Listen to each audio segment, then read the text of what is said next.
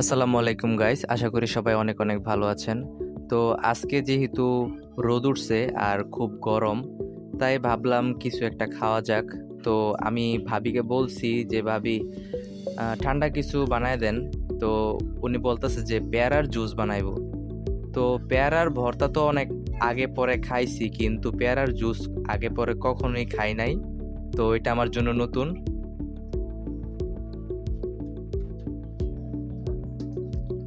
তো সবকিছু সুন্দরভাবেই ধুয়ে নিতেছে ভাবি।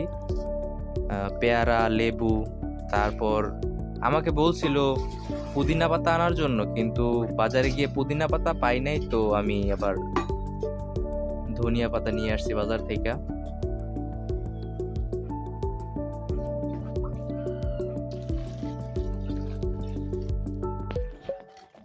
তো যেহেতু এই পেয়ারার শরবত আমার কাছে একেবারেই নতুন, তো আমি প্রসেসিংটা দেখিয়ে দিচ্ছি আপনাদের, আমিও শিখে নিচ্ছি। তো এখন ভাবি কি করতেছে উনি নিজেই বলুন। এখন লেবু কাটতেছি।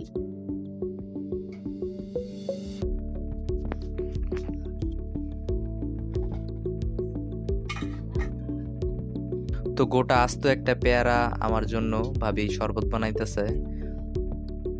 আচ্ছা ভাবি, এটার মধ্যে কি কি দিবেন? এটার মধ্যে ধনেপাতা দেব, লেবু দেব, বিট লবণ, চিনি, এইগুলাই। তো আমি আবার আপনাদের দেখাই দিই।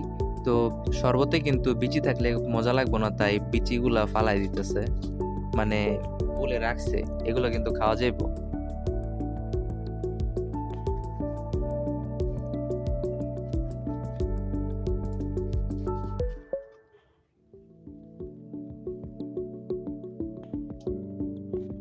দেখেন আবার হাত কাটা লিয়েন না।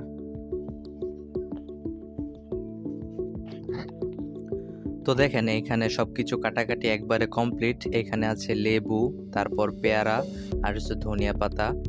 আর আমরা ফ্রিজে ঠান্ডা পানি রেখে দিয়েছিলাম, তো এখানে ঠান্ডা পানি, তারপর হচ্ছে নর্মাল পানি, যেটা কম বেশ করা যাবে মিক্স করার পর। আর এটা হচ্ছে বিট লবণ, আর এই সাদা ডিব্বার মধ্যে হচ্ছে চিনি। তো এখন সবগুলোই আমরা ব্লেন্ডার করব। তো আমাদের সবকিছু গুছানো শেষ। তো এখন ভাবি এইগুলা ব্লেন্ডারের মধ্যে দিবে।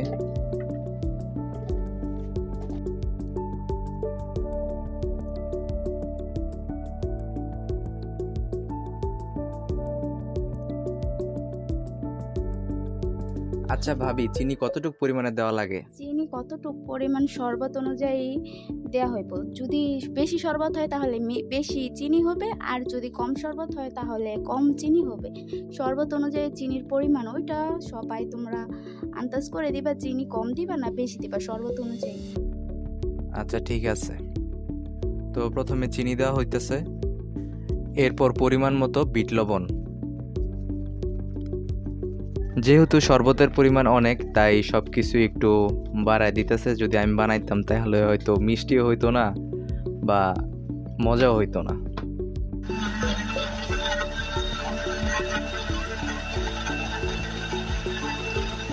গাইস, একটা জিনিস কি খেয়াল করছেন? আমরা লেবু কাটছি অথচ লেবু কিন্তু দেই নাই এখনো। তো আমরা এগুলা ব্লেন্ডার করার পর এখন লেবু দিব।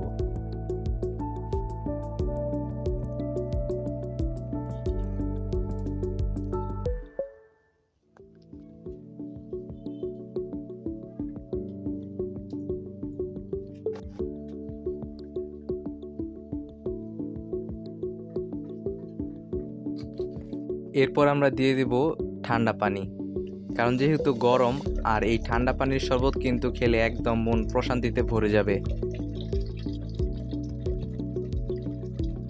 গাইস, এই শরবতটা বানাইতে কিন্তু তেমন একটা খুঁটিনাটি করা লাগে না, এটা কিন্তু অনেক ইজি। তো খাওয়ার পর দেখবো আসলে এটা কি কেমন মজা হয়েছে। যেহেতু আগে পরে খাই নাই, তো জানিও না এটা কেমন হবে।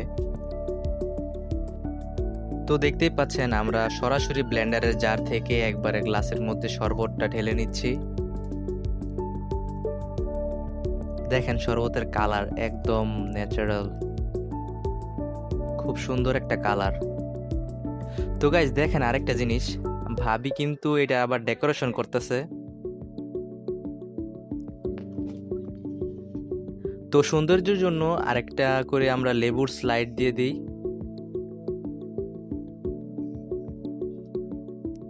তো আমি আসলেও ভাবতেও পারি নাই যে ভাবি এত সুন্দর করে আমাকে প্রেজেন্ট করব এই শরবত, পেয়ারার শরবত। তো গাইস, আপনারাও বাড়িতে বানানোর চেষ্টা করবেন। আসলে তেমন কিছু দিতে পারি নাই, তেমন কিছু দেখাতে পারি নাই। তো যতটুকু পেরেছি আপনাদের সামনে উপস্থাপন করতে চেয়েছিলাম। তো সবাই কমেন্টে জানাবেন আসলে কেমন হয়েছে। একদম রেস্টুরেন্টের ভাইব আসতেছে। গাইস দেখেন, এইখানে কিন্তু 2টা গ্লাস ছিল, আর এখান থেকে আমি একটা গ্লাস শরবত খেয়েছি। আর সত্যি বলতে অসাধারণ, এমন শরবত আমি আগে পরে আমার জীবনেও খাই নাই। আর এতটা টেস্টি হয়েছে বলার বাইরে। আর এখনো মন চাইতেছে আরেকটা গ্লাস আছে, ওইটা খেয়ে ফেলি, কিন্তু এটা আরেকজনের। তো শরবত আরও আছে, তো এই 2টা গ্লাসে আর কি দেখাইলাম আপনাদেরকে প্রেজেন্ট করে। সো গাইস, আরেকটা জিনিস হয়তো আপনারা ভুলে গেছেন, আমরা যেই পেয়ারার বিচিগুলা রেখে দিয়েছিলাম ওইগুলা কিন্তু এইভাবে একটা একটা করে নিবেন আর একটা একটা করে খাবেন।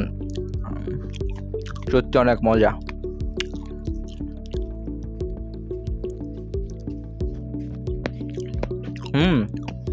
অনেক মজা গাইস। তো ভিডিওটা যদি ভালো লাগে তাহলে একটা লাইক, একটা কমেন্ট আর চ্যানেলটা সাবস্ক্রাইব করে দিবেন। কমেন্টে অবশ্যই জানাবেন যে পরবর্তী ভিডিওতে আপনারা কি রান্না অথবা কি রেসিপি নিয়ে ভিডিও চান, তো ওইটা আপনাদের সামনে প্রেজেন্ট করার চেষ্টা করব।